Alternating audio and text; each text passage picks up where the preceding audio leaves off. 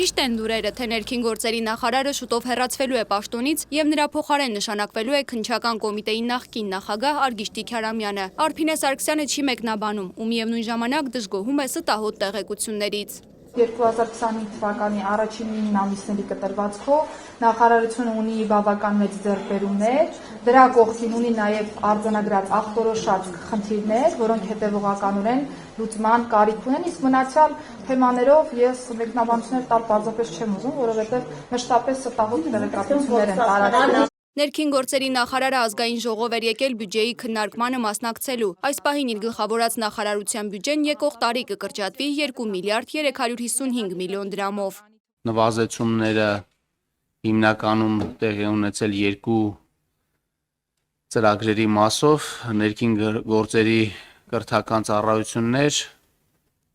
եւ ներքին գործերի նախարարության ոլորտի քաղաքականության մշակում կառավարում կենտրոնացված միջոցառումների մոնիտորինգ եւ վերահսկողություն ծրագրերով։ Արփինե Սարգսյանը ներկայացնում է ամենաթարմ վիճակագրական տվյալները։ Կենցաղային հողի վրա սպանությունները շարունակում են գերակշռել։ Երբ որ խոսում ենք նաև ընդհանուր գրանցված դեպքերի մասին, պիտի փաստեմ, որ նաև վիճակագրական առումով որևէ էական մեծ թվով շարժ կամ կտրուկ աճի տեմպեր որպես այդպիսին չունենք, եւ նաև պիտի ընդունենք, որ սպանությունները մեր հանցավորության ընդհանուր կառուցվածքում կազմում են ընդամենը 0.2%։ Նախորդ տարվա համեմատ փոքր տոկոսով նվազել են անչափահասների կատարած հանցագործությունները, բայց երբեմն լինում է, երբ դպրոցները չեն ահազանգում տարբեր առերևույթ հանցագործությունների մասին։ Ընթացիկ տարում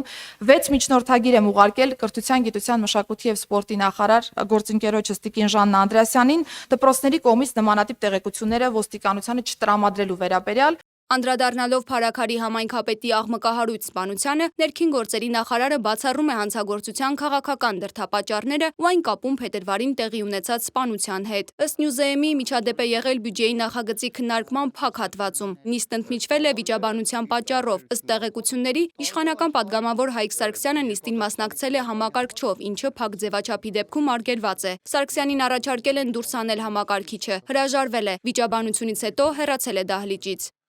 Նիստից հետո պաշտպանության նախարարն է պատասխանել լրագրողների հարցերին։ Սուրեն Պապիկյանը վստահեցրել է, որ Հայաստանն իր կարիքներին համապատասխան շարունակելու է պաշտպանական բարեփոխումները, այդ թվում սպառազինության եւ ռազմական տեխնիկայի գնումները։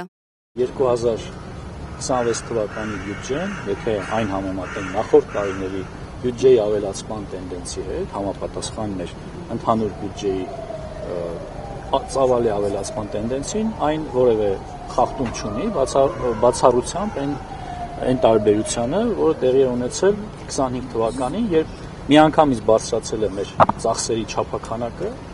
որը առաջ բերված ծախսեր են, եւ նույն 26 թվականի ծախսերի վրա դուք տեսնում եք այդ տարբերությունը, որը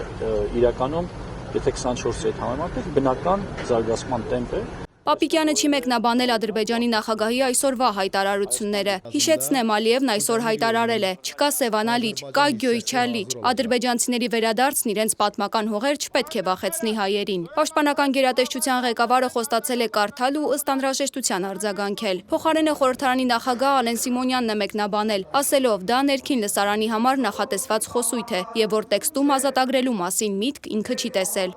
Դուք որ ասում եք, որ գրավելու եք բառ, ընդհակառակը ես այնտեղ տեսնում եմ, որ ասում եմ մենք պատերազմով չի այդ հարցը լուծվելու մեքենաներով, ոչ թե տանկերով։ Այդ նախադասությունը ես իմ այստեղ չհնարեցի։ Հարցին թե նորմալ է, որ Ալիևը նման բաներ է հայտարարում, Սիմոնյանը չի պատասխանել։ Մերի Դանիելյան, Reopen Media։